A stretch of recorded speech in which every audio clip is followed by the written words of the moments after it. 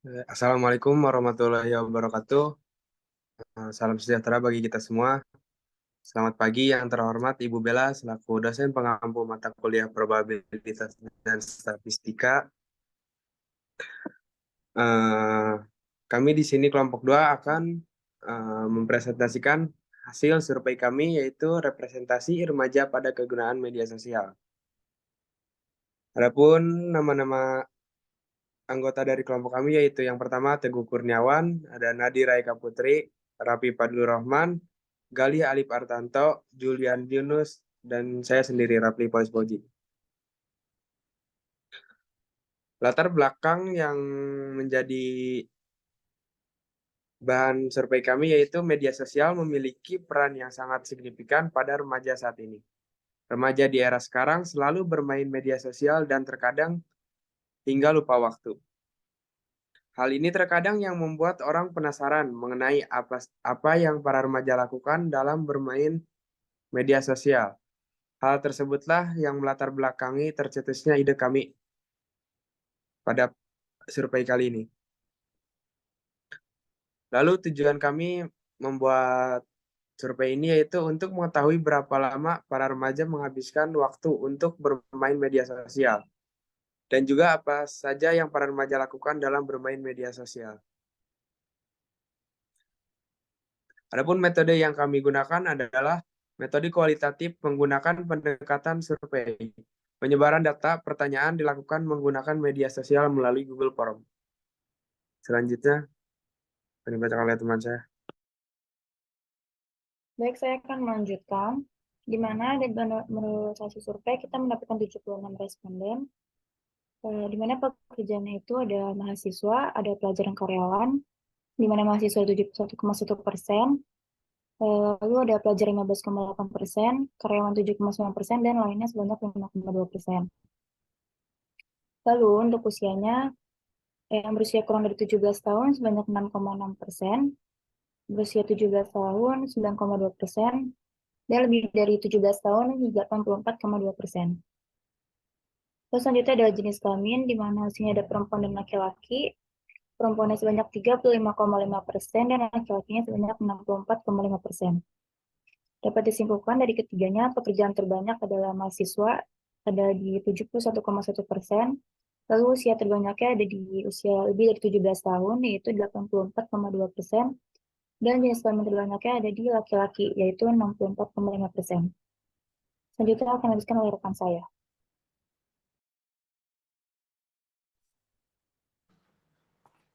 Nah, berikutnya kita akan masuk ke hasil survei penelitian. Untuk untuk mendapatkan data ini, kelompok kami telah menyebar beberapa pertanyaan. Untuk pertanyaan pertama itu, seberapa sering Anda menggunakan sosial media dalam sehari? Berdasarkan hasil dari responden yang kami dapat, yang terbanyak itu durasinya lebih dari 7 jam. Itu sebanyak 38,2%. Lalu yang kedua terbanyak itu lebih dari 3 jam. Itu 25%. Lalu diikuti oleh yang kurang dari 7 jam. Itu nilainya itu 23,7%. Lalu yang paling sedikit itu kurang dari 3 jam. Itu nilainya 13,2%. Nah, untuk pertanyaan kedua tuh aplikasi sosial media apa yang sering Anda gunakan? Berdasarkan data yang kami peroleh dari responden, aplikasi sosial media yang paling sering digunakan itu ada Instagram sebanyak sebanyak 31,6%. Oh, untuk penggunaan Instagram itu sama dengan TikTok. Ya, banyaknya itu sama-sama 31,6%. Dan WhatsApp juga sama. Yang paling sedikit itu penggunaan Twitter. Itu sebanyak 5,3%. Untuk pertanyaan selanjutnya akan direview oleh rekan saya.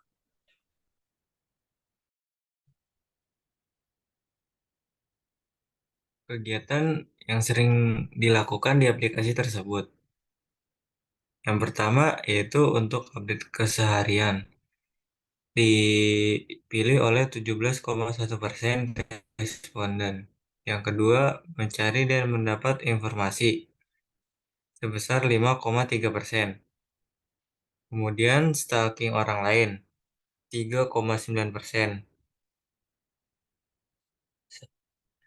Kemudian, mengakses online shop sebesar 73,7%.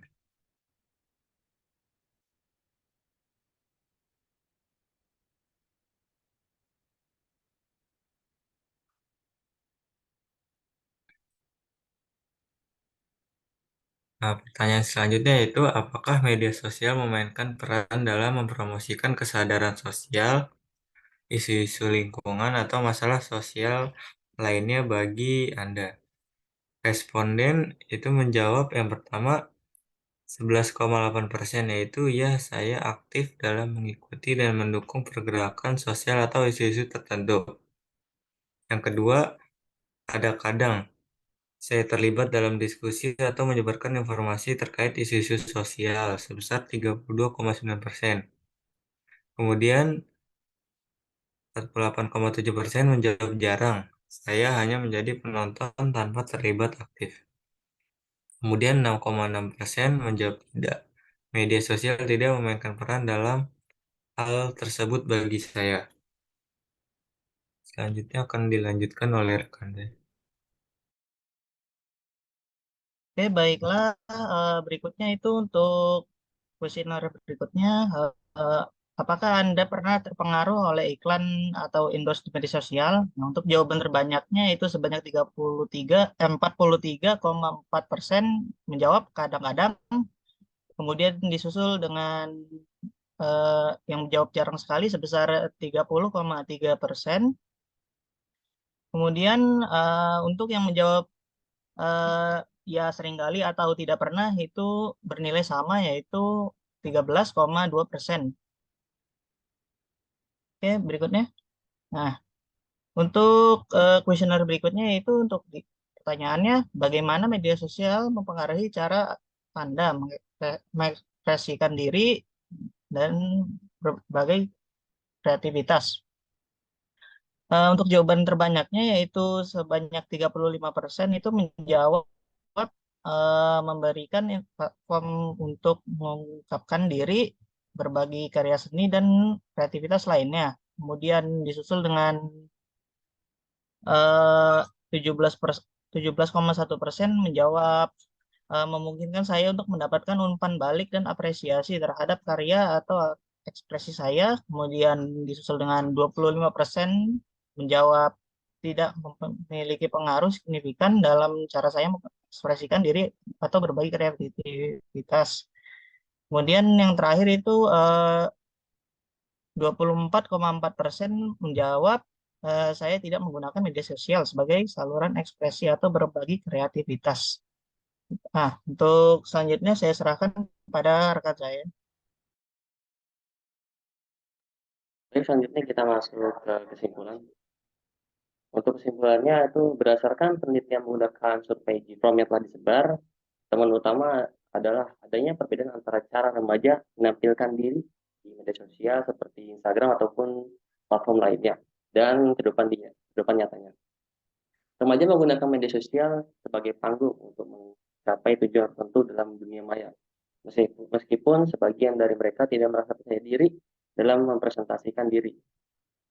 Remaja cenderung menghabiskan waktu lebih dari 7 jam sehari di media sosial, mencari informasi yang sedang tren, hiburan, dan mengisi waktu luang. Hal ini menunjukkan bahwa dampak kemajuan teknologi, terutama media sosial, telah dirasakan oleh remaja dalam aspek interaksi sosial mereka. Di mana untuk pembuatan survei ini kita menggunakan 3 referensi yang bisa diakses di link berikut. Selanjutnya saya kembalikan ke moderator.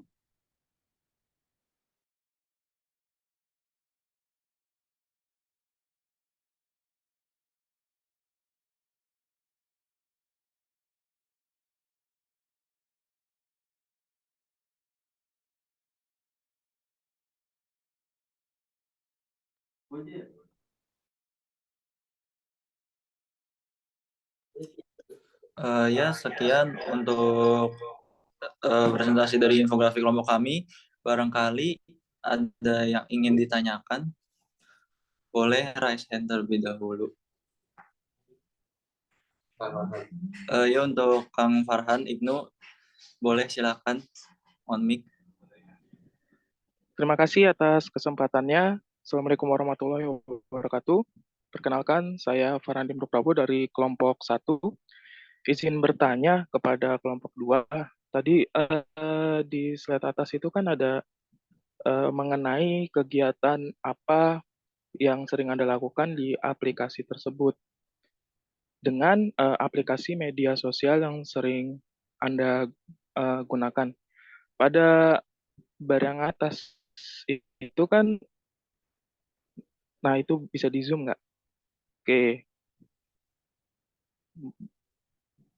Nah, dari aplikasi yang ada, yang aplikasi yang disurvei dari WhatsApp, Instagram, TikTok, dan Twitter, apa sih korelasinya dengan kegiatan yang dilakukan di aplikasi tersebut, khususnya pada poin mengakses online shop.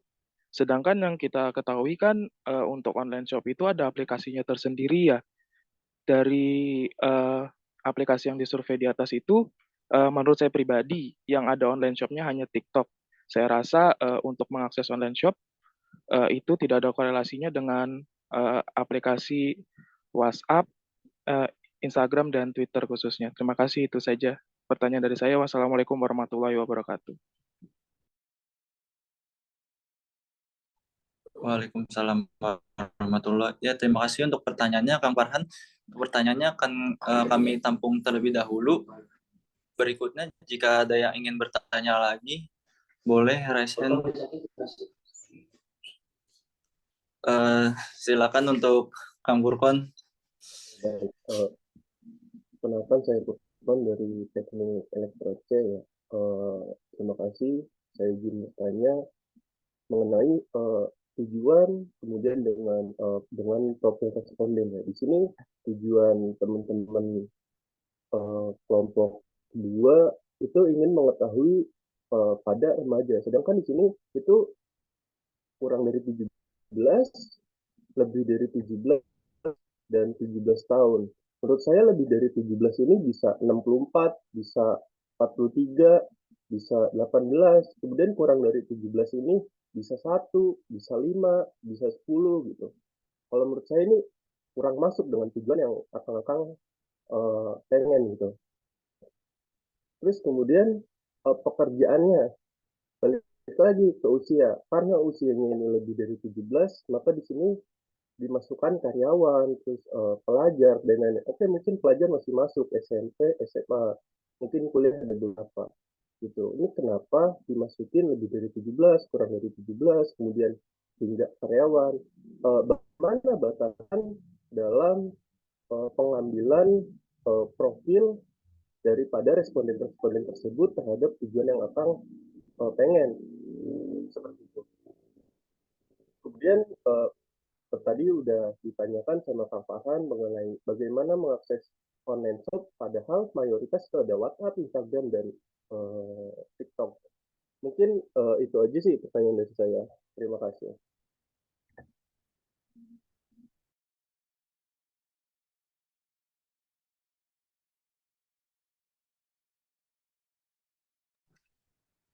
Ya, terima kasih Kang Burkon untuk pertanyaannya. Apakah ada lagi yang ingin bertanya? Boleh satu pertanyaan lagi, kelompok kami masih bisa menampung. Mungkin cukup ya, tidak ada yang ingin bertanya lagi.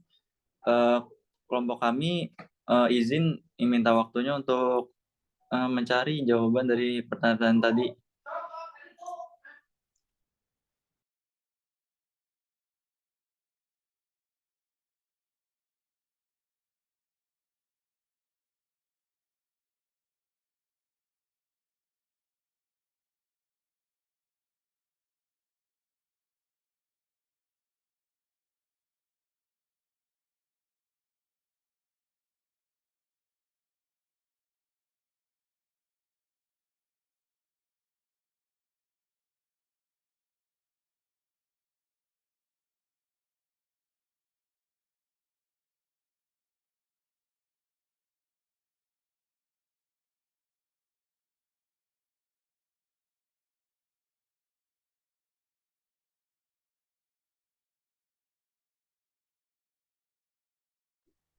Baik, saya izin jawab pertanyaan dari Kang Farhan.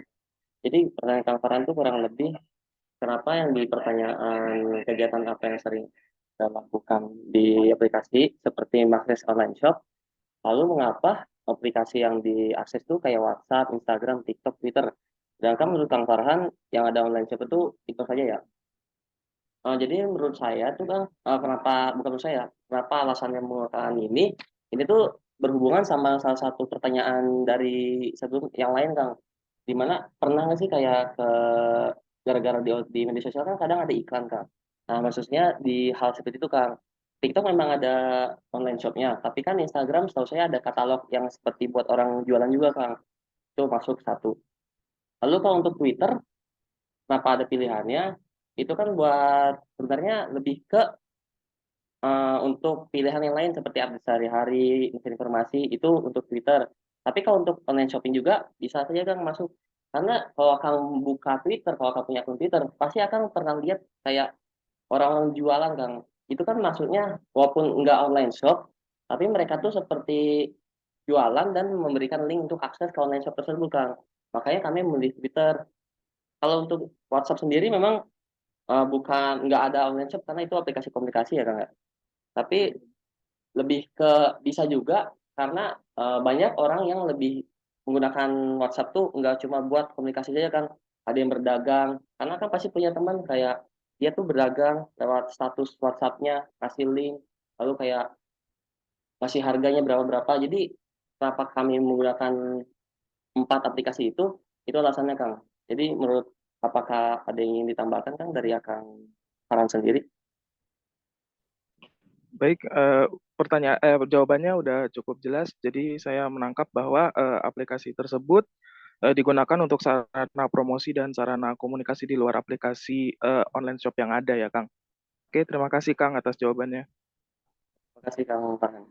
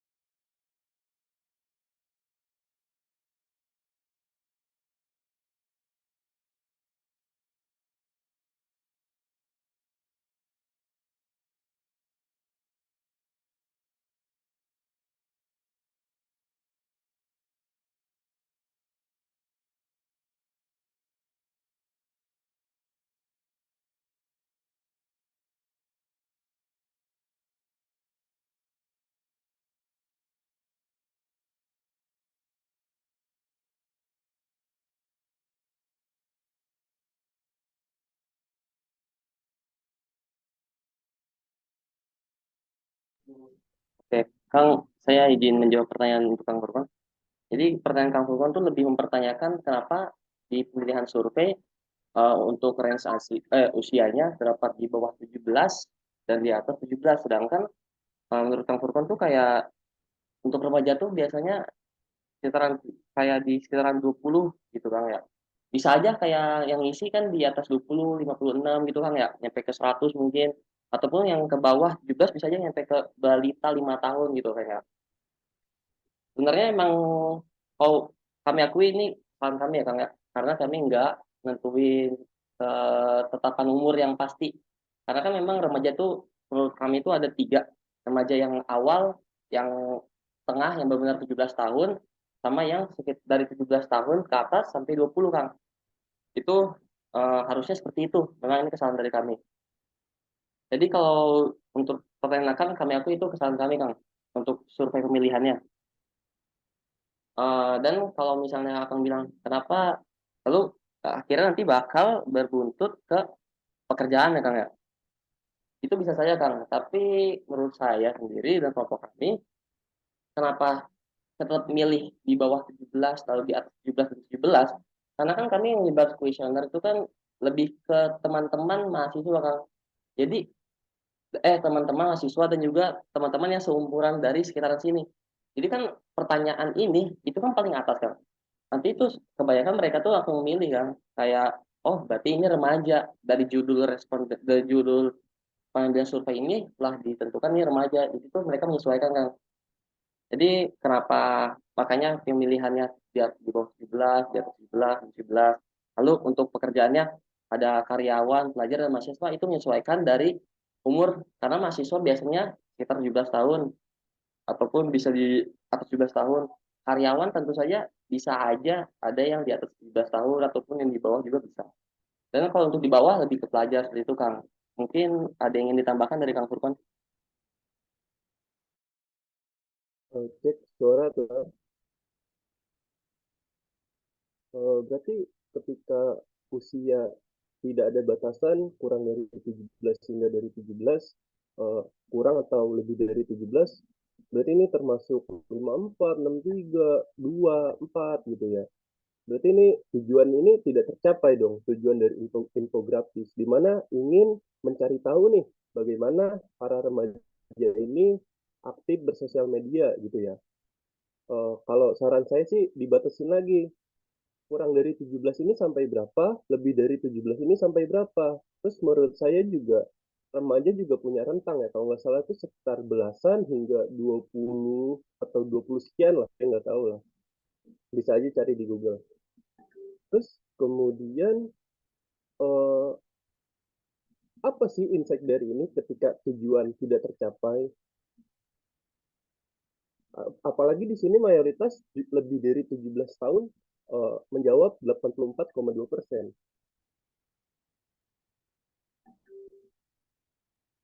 Jawab saya. Jadi untuk itu memang benar untuk usia range remaja harusnya lebih dikerucutkan lagi, lebih kayak dari 11 sampai 16 atau 17 dan dari 18 ke 20 seperti itu. Itu sesuai dengan banyak umur remaja. Berarti kalau misalnya menurut kami untuk pekerjaan, kan akan bisa lihat pekerjaannya tuh terbanyak mahasiswa Kang ya. Dan usia terbanyaknya itu 17. Itu bisa dibilang sudah termasuk untuk remajanya udah kena Kang. Karena kan bisa dilihat dari respondennya kebanyakan itu mahasiswa, sedangkan mahasiswa itu bisa dibilang remaja tingkat atasnya Kang, udah dewasa, mulai tahap dewasa. Jadi menurut kami, kelompok kami, jika dibilang apakah kuesioner ini enggak mencapai tujuan utamanya, yaitu mencari tahu apa yang dilakukan remaja di media sosial, menurut kami enggak Kang, karena ini sudah dapat, karena dari hasil responden ya pekerjaannya mahasiswanya lebih banyak, sedangkan mahasiswa kan nggak bisa nyampe, oke mungkin mahasiswa bisa di atas 50, tapi bisa dilihat dari survei usianya dia 17 tahunnya tuh enggak nyampe 50, karena ini kalimat judulnya ini remaja Kang, paham nggak Kang? Jadi seperti itu menurut kelompok saya. Tapi mungkin ada tambahan dari Kang Purkon bisa ditambahkan. Oh, maaf. Kalau Izin saya mahasiswa menambahkan itu, Teguh untuk menjawab pertanyaan Kang Purkon. Ah, Oke. Ah, Sama dari yang dijawab oleh Kang Teguh, kebanyakan besar di sini responden berusia sekitaran 18 tahun 20 tahunan, dan usia di sini juga dikerucutkan menjadi remaja. Mungkin memang benar kesalahan kami tidak terlalu spesifik menuliskan usia. Tapi di dalam usia ini kami ada pekerjaan dan kebanyakan mahasiswa, pelajar, dan karyawan. Jadi kami rasa tujuan kami sesuai dengan responden yang telah mengisi kuesioner kami, karena kami juga tidak menyebarkan kuesioner kami terhadap orang-orang yang umurnya lebih dari 50 tahun. kalau misalnya memang mahasiswa yang dimaksud adalah mahasiswa dari teknik elektro atau mahasiswa dari universitas, ya mungkin saya percaya ya, umurnya yang S1 sampai 23, 22 itu udah mau lulus ya. Saya di sini saya kira mahasiswanya ini mahasiswa di luar kampus, mahasiswa kan ada beberapa yang mahasiswa S1, S2, S3, terus ada juga yang swasta kan bisa tuh dari 30 tahun, 40 tahun masih bisa ngambil studi lanjut. Mungkin itu aja sih. Makasih. Oke, mungkin untuk hal itu memang kesalahan dari kami tidak menuliskan secara spesifik. Mungkin cukup sekian dari kelompok kami. Boleh langsung ditutup saja, Ibu. Oke. Jadi terima kasih ya kelompok 2 atas presentasinya. Kalau dari saya, dari segi desainnya sudah cukup baik ya, udah menggunakan simbol-simbol yang bisa merepresentasikan daripada apa yang ingin kalian sampaikan. Misalkan pekerjaan itu ada simbol seperti tas seperti itu ya, kemudian usia, jenis kelamin, dan lain-lain seperti itu. Kemudian dari segi visualisasi datanya juga tidak hanya menggunakan pie chart, tapi tadi ada menggunakan bar chart seperti itu dan juga ada menggunakan angka seperti ini. Oke, kalau dari segi pertanyaan juga teman-teman sudah berusaha menjawab ya dengan baik dan memang betul tadi katanya Fulcron ya. Di review kembali coba bagaimana sebenarnya tujuan daripada melakukan sampling itu. Sampling itu kan harus bisa merepresentasikan tadi lagi-lagi sama juga bisa merepresentasikan dari populasi yang akan diambil seperti itu. Dan terkait dengan usia ini nggak masalah misalkan menggunakan usia 17 tahun, 17 tahun kurang 17 tahun, 17 tahun. Cuman ya itu tadi diberikan batasannya ya, diberikan batasannya supaya ini benar-benar datanya sesuai dengan misalnya gambaran kondisi di lapangan seperti itu. Karena kan nggak mungkin kalau misalkan di bawah 17 tahun, betul tadi misalkan umur 1 tahun, 2 tahun kan kayaknya belum bisa pakai handphone ya, atau belum ngerti lah dia masalah survei seperti ini. Even umur SD mungkin 10-11an mungkin dia mungkin paham kayak diklik-klik doang, tapi kan esensi dari mendapatkan ataupun menjawab respon ini mungkin mereka belum paham seperti itu ya. Dan kemudian kalau misalkan lebih dari 17 tahun gitu, misalkan dari ini banyak yang menjawab mahasiswa, betul. Jadi nanti kalau misalkan mahasiswa juga menjadi rancu, apakah mahasiswanya itu mahasiswa S1, mahasiswa S2, even S3 juga kan termasuk mahasiswa ya, cuma dia tingkatnya aja yang udah lebih tinggi seperti itu. Begitu kalau dari saya. Kemudian tadi pertanyaannya sebenarnya mengakses online shop ya, betul tadi mungkin karena mungkin maksud kalian itu berjualan secara online itu nggak mesti menggunakan marketplace ya. Memang beberapa ada yang masih menggunakan WhatsApp atau malah even masih banyak yang menggunakan Facebook. Kalau teman-teman tahu. Jadi ada yang juga yang berjualan menggunakan Facebook seperti itu. Oke, udah cukup baik teman-teman dan juga tadi terima kasih juga pada teman-teman peserta yang bertanya. Jadi kita kan ada sharing ilmu ya. Harapan saya teman-teman mengerti bagaimana prosesnya ini mendapatkan hasil seperti ini, kemudian bagaimana menampilkan visualisasi datanya, dan akhirnya mengerti gitu.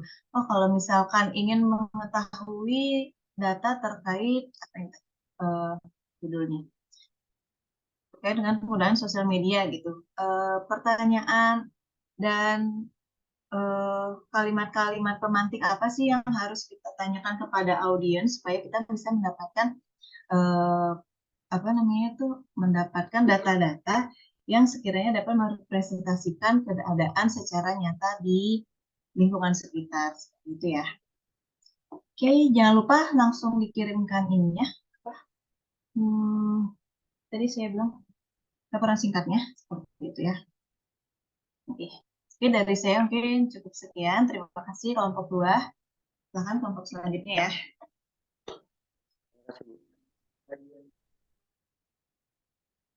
Suara saya cukup terdengar atau kecil ya?